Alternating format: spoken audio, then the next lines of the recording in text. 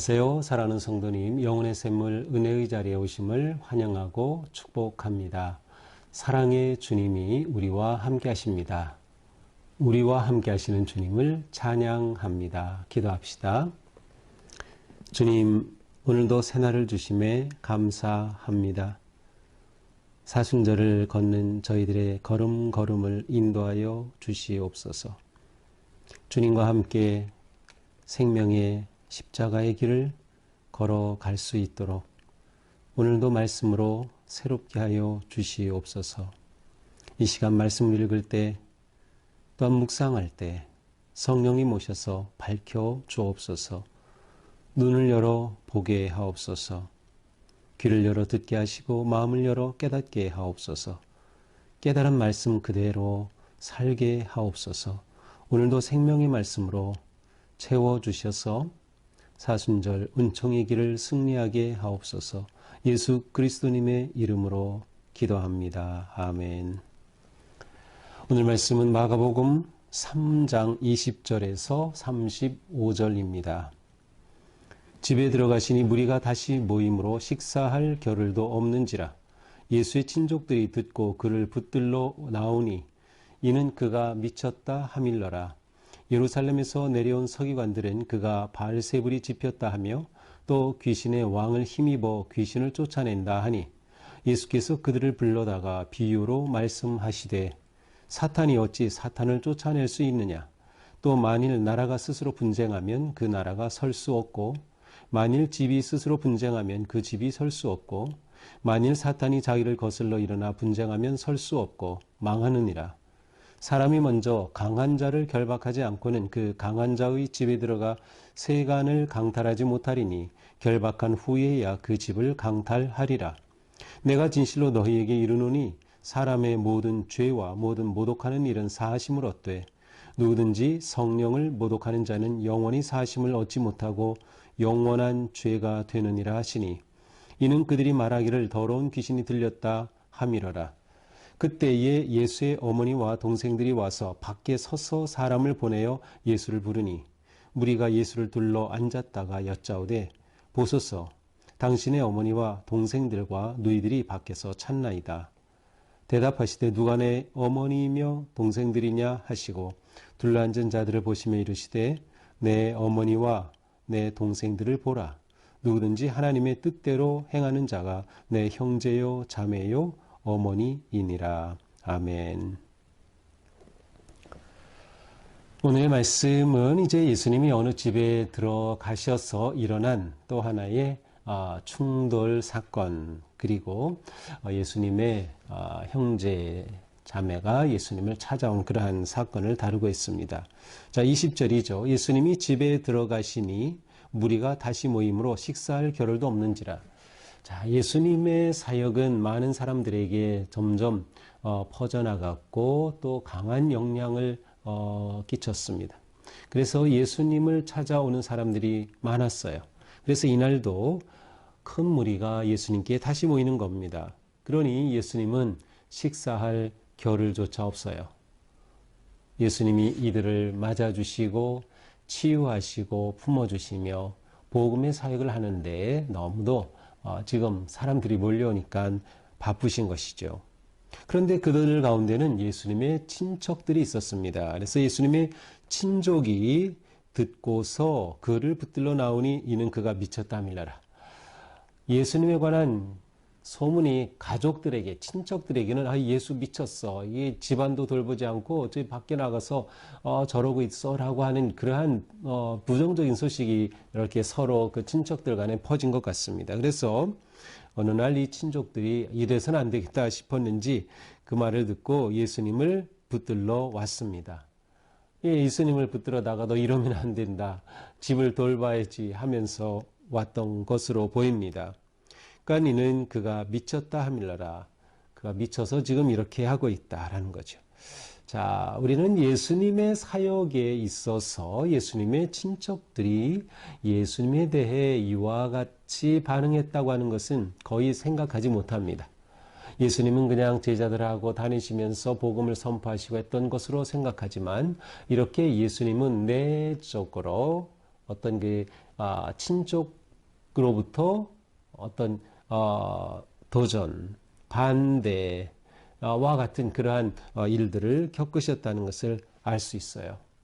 사실은 예수님을 믿고 따르는 데는 때로는 가족들의 비난을 받아야 할 때도 있고 가족들의 버림을 받기까지 하는 경우도 있습니다. 가족들이 이해하지 못하기 때문이겠지요. 가족의 박해도 굉장히 극심하죠. 우리나라도 신앙 초기에, 기독교 초기에는 굉장한 박해가 있었던 것을 우리는 알고 있습니다. 이렇게 믿는 자에게는 항상 도전과 어려움에 직면할 수 있다는 것을 우리는 생각하게 됩니다. 자, 그 다음에는 이제 예루살렘에서 내려온 서기관들이 있었습니다. 그러니까 예수님의 친족들에 관해서는 어떻게 됐는지 이것으로 끝나고 예루살렘에서 서기관들이 내려와서 예수님을 비난하는 거죠. 그 비난의 내용은 뭐냐면 예수님이 바알세불에 집혔다는 겁니다. 바알세불, 바알 하면은 기둥, 주인, 왕 이런 의미예요. 그래서 제불의 왕, 귀신의 왕이란 뜻인데 그냥 사탄이라고 생각하면 돼요. 그러니까 귀신의 왕에 집혔다. 집혔다는 것은 붙들렸다 아니면 들렸다. 그러니까 보통 귀신 들렸다, 귀신에 잡혔다 이렇게 표현하죠. 그런 뜻입니다. 그렇게 돼서 또 귀신의 왕을 힘입어 귀신을 쫓아낸다. 예수님이 귀신을 쫓아낸 것들에 대한 소문을 듣고서 그것을 들은 사람들이, 종교 지도자들이 예수라는 자가 귀신을 쫓아냈다고? 그거 정말 하나님의 능력으로 그런 것이 아니라 이거는 완전히 귀신의 왕인 바알세불의 이 힘을 의지해서 그렇게 귀신 쫓아낸 거야. 이런 식으로 예수님을 비난하는 거죠. 그러자 23절 예수께서 그들을 불러다가 비유로 말씀하셔요. 그 비유는 무엇입니까? 사탄이 어찌 사탄을 내쫓을 수 있겠느냐. 귀신, 사탄, 바알세불 다 같은 편이죠. 같은 편인데 어떻게 자기들끼리 싸우겠느냐는 거죠. 내부 총질하는 거죠. 내부 분열이 일어나는. 그럴 수 없다는 거예요. 만일 집이 스스로 분쟁하면 그 집이 설 수 없다. 그렇죠. 어떤 모임 단체라도 스스로 분쟁하면 설 수가 없어요. 안에 내분이 일어나고 분열이 일어나면 제대로 설 수 없어요.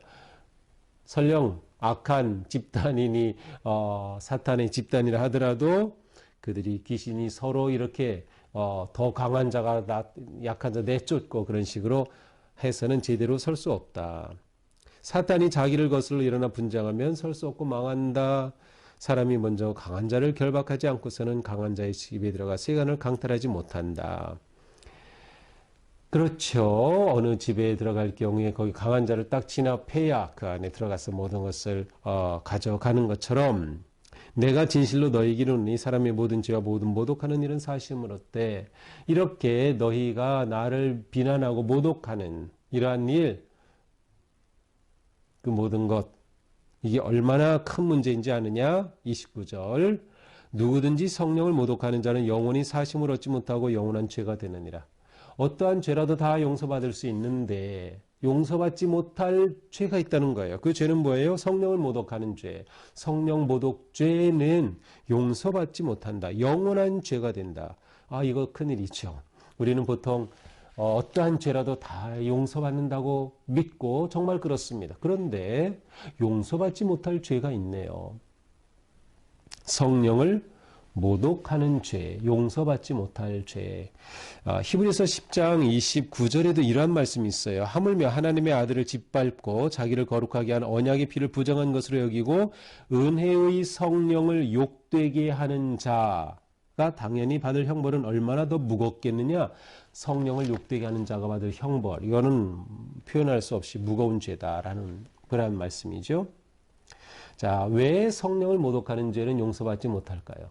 그것은 하나님이 용서하시지 못하거나 하나님이 용서하시지 않아서가 아닙니다. 하나님은 용서하셔요. 누구든지 회개하고 돌아오는 자는 다 용서하셔요. 그런데 성령을 모독하는 자는 하나님의 용서하심 자체를 스스로가 거부하는 거예요. 성령을 모독하는 것은 스스로가 자신이 용서받을 수 있는 모든 것들을 거부하는 거기 때문에 하나님이라도 어쩌실 수 없어요. 하나님은 내가 다 용서한다. 회개하고 돌아오는 자 다 용서하지. 그러나 스스로가 하나님의 그 용서의 능력을, 성령을 스스로가 부인하고 거절하는데 어떻게 용서받겠어요? 결국 한자 말로 자승자박입니다. 스스로 자기를 밧줄로 묶어서 꼼짝 못하게 되는 꼴이 되고 마는 것이죠. 하나님의 구속의 능력을 스스로 부인하고 거절하는 자는 용서받을 수 없는 건 당연한 일이죠.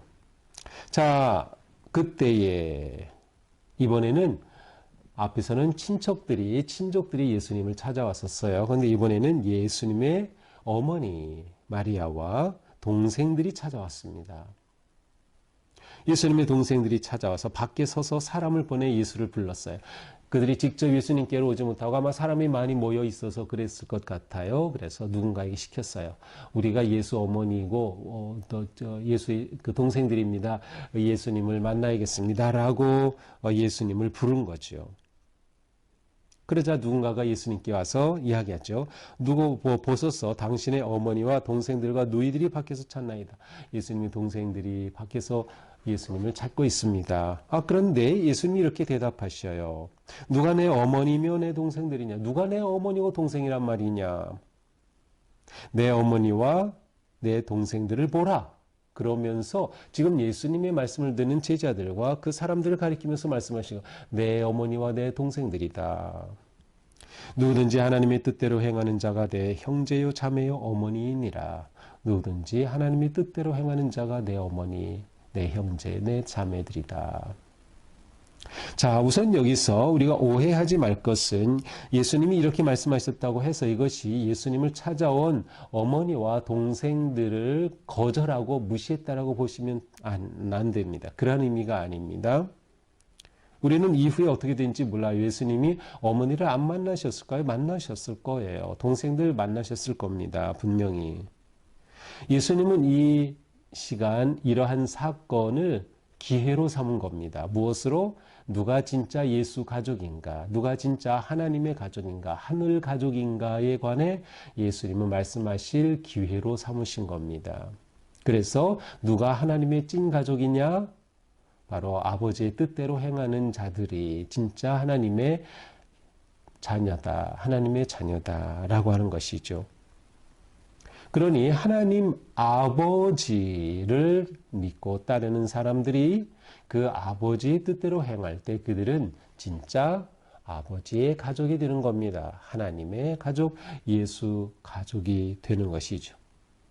그러므로 예수님이 자신을 찾아온 동생들을 거절했다거나 무시했다거나 그들을 핀잔 주거나 그러한 의미는 전혀 아닙니다. 예수님의 동생들 몇 명이나 있었을까요? 최소 6명 이상입니다. 예수님의 동생들의 이름이 나오는 것이 있어요. 우리가 나중에 보게 될 텐데 마가복음 6장 가서 보면 6장 3절에 이런 말씀이 나와요. 이 사람이 마리아의 아들 목수가 아니냐? 야고보와 요셉과 유다와 시몬의 형제가 아니냐? 그러니까 예수님의 동생 4명의 이름은 나왔죠. 야고보, 요셉, 유다, 시몬. 자, 그 다음에 그 누이들이 우리와 함께 있지 않냐? 누이들 복수니까 최소 2명. 그러니까 예수님의 동생들은 최소 6명 이상이었던 것으로 보입니다. 자, 이렇게 예수님은 이 기회를 가지고 진정한 예수 가족의 조건이 무엇인가를 가르치고 말씀하셨습니다. 자, 이것이 오늘의 본문입니다. 자, 오늘 본문에서 우리에게 주시는 그러한 메시지는 무엇인가? 우리의 믿음 생활의 진정한 기쁨과 승리는 무엇인가? 우리가 진짜 믿음 생활을 잘하는 것은 무엇일까? 그것은 예수님의 진짜 가족이 되는 것입니다. 우리가 예수님의 가족이 되는 게 우리 신앙생활이에요. 우리 다 예수님의 가족이지요. 우리 교회라고 하는 큰 가족을 이루고 있고 또 소그룹이나 선교회나 그런 작은 좀 가족을 또 이루고 있어요. 우리는 이렇게 예수 가족을 이루고 있죠. 예수님의 가족이 되는 것, 예수님의 가족으로 사는 것, 이것이 신앙생활의 기쁨이죠. 가족과 함께하는 기쁨은 무엇으로도 표현할 수 없는 것이죠. 자, 그러면 누가 진짜 예수님의 가족이 돼요? 아버지의 뜻대로 행하는 자. 가족의 가장이 되시는 그러한 분은 하나님이 되시는 거예요. 우리 가족의 아버지는 하나님. 그래서 아버지의 뜻대로 행하는 자가 그 가족의 아름답고 행복한 구성원이 되는 것이죠. 그러므로 하나님의 가족인 우리에게는 가족이 가족되게 하는 하나님의 언약이 있습니다. 그것이 아버지의 뜻이죠. 그 뜻은 말씀으로 우리에게 주어졌죠. 바로 우리에게 주신 언약의 말씀이에요. 하나님의 가족은 언약 공동체입니다. 우리 안에는 하나님의 언약의 말씀이 있고, 그래서 오늘도 우리는 하나님의 언약의 말씀을 묵상하면서 이 말씀으로 한 가족 공동체가 되어 가는 것이죠. 이렇게 우리가 온전히 하나님의 가족이 될 때 우리는 우리의 믿음 생활에 도전해 오는, 그리고 이 가족 공동체를 향해 도전해 오는 모든 악의 세력을 막아낼 수 있는 거예요. 예수님께서 귀신을 내쫓으셨듯이 우리는 우리를 향해 다가오는 모든 핍박과 어려움을 넉넉히 이겨낼 수 있다라고 하는 것이죠. 참 평화와 기쁨이 예수 가족 안에 있는 것이에요. 예수님이 이렇게 우리를 능력의 손으로 보호하시고 지켜주시기 때문이죠. 가족이 된다는 것처럼 행복한 일은 없습니다. 우리는 믿음의 한 가족이 되었다는 것이 얼마나 감사하고 행복한 일인지, 그리고 우리의 혈연의 가족들, 또 우리가 함께 예수를 믿어서 이 믿음의 가족으로도 또 하나가 될 수 있다면 얼마나 행복하겠어요. 그래서 우리는 가족들을 구원하기 위한 기도를 멈추지 말고, 또 가족들을 그리스도께로 인도하기 위해 우리가 진정으로 사랑으로 기도하고 섬기는 일을 결코 멈춰서는 안 될 것입니다. 오늘 우리 하루의 삶이 예수 가족으로 행복하게, 또 서로 믿음의 교제를 나누고 축복하고 격려하며 승리하는 복된 하루가 되기를 축복합니다. 기도합시다. 주님, 우리를 예수님의 가족으로 세워주시니 너무도 기쁘고 감사합니다. 우리가 오직 아버지 하나님의 뜻을 행하기에 힘쓰며 언약의 거룩한 가족 공동체로서 하나님의 영광을 드러내고 하나님의 은혜 안에 거하는 행복하고 평화로운 우리의 삶이 되게 하여 주시옵소서. 우리를 향해 다가오는 어떤 악의 세력과 사탄의 공격 앞에서도 넉넉하게 이겨내며 또 막아내며 믿음의 진리의 말씀으로 하나가 되는 우리로 세워 주시옵소서.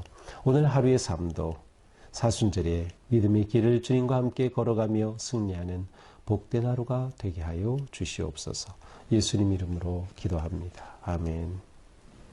네, 오늘도 주님의 은혜 안에서 우리의 삶이 행복한 가족의 기쁨을 누리는 복된 삶 되기를 축복합니다. 사랑합니다.